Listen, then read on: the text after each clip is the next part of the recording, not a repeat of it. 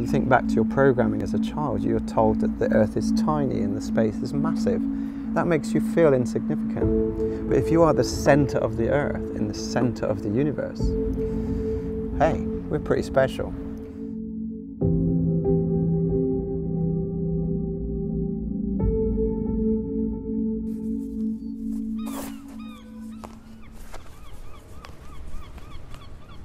The thing about a flat earther is we've all agreed that we don't live on a globe.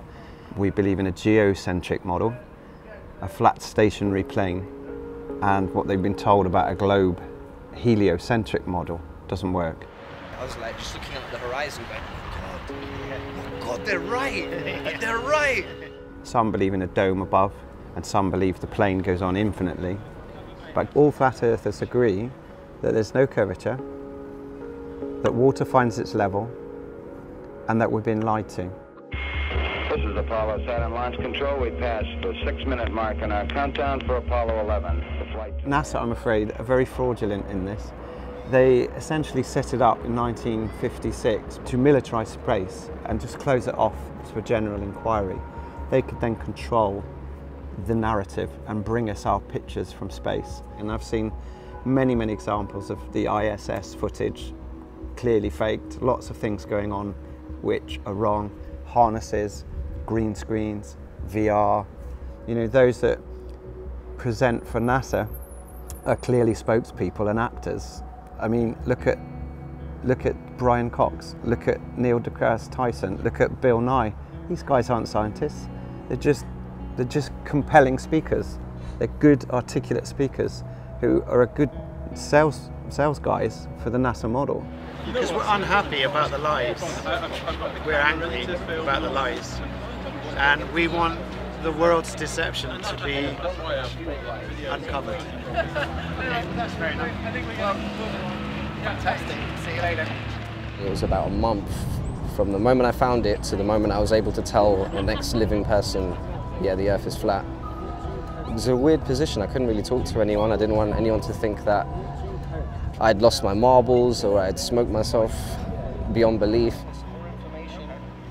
It's important that people have heard about it because that's the seed planted, you know. That's where we come and water the seeds and it grows. Think of a dinner plate and the countries are splayed out in the middle with the North Pole in the centre. The magnetic north always pulls to the centre and circumnavigation is achieved by just circling the plate, if you like. And the Antarctic contains all the oceans. If our centre point on a plate is north, then due west will be maintaining course correction all the time, just very slightly course correcting, which all boats do, by the way, in long, long distances. They're constantly course correcting to north. If we're spinning this way, what happens when a plane flies north? Has it got to strafe and land in a really fast spinning runway that's going north to south? It makes no sense. All planes would crash. When we look at the sun, we're told it's 93 million miles away. Now we think it's about no more than 3,000 miles away. It shines local light just like a lamp would on the ground beneath it, leaving darkness everywhere that light doesn't reach. Planets to me are just two-dimensional objects. They are like stars, they're luminaries. What they are, I have no idea. Are they three-dimensional? I doubt it. They're just lights. Newton declared the Earth round, and he had to therefore make the justification for trillions of tons of water clinging to the underside of a ball, which would have to be a very strong force. But when I think that through, I think, well, how can it hold trillions of tons of water upside down? Oil tankers can sit there and they're 1,000 million tons in weight, and yet a moth can just fly off the bow of that boat. I'm quite happy on a flat plane and a geocentric model with something like this that's just heavier than air, so it drops. It's due to its density. And if something is lighter, like a hot air balloon, it'll rise. That's buoyancy. I'm quite happy with that because that makes total sense on a flat plane.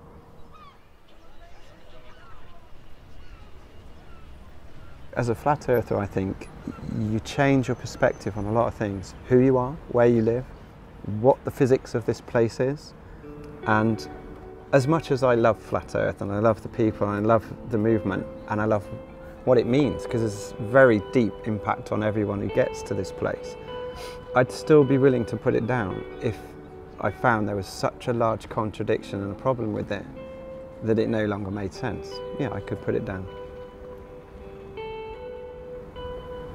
Do you see that happening in the future? Highly unlikely. The evidence keeps mounting up and NASA's desperate attempts to cover up are getting worse and worse. But it's now a legitimate thing to be talking about. We've made Flat Earth a legitimate conversation. And I challenge anyone to look at the evidence and go, no, that's rubbish, because it all stacks up. A portion like madness in season, bracing all like a breaking of reason, with every night lost and every day torn, the drama feeling calmer, so calmer in the storm. Speakers are crying like a forest in the rain. I was so alone with my thoughts and my pain, and the darkness closed like a mouth on a wild night.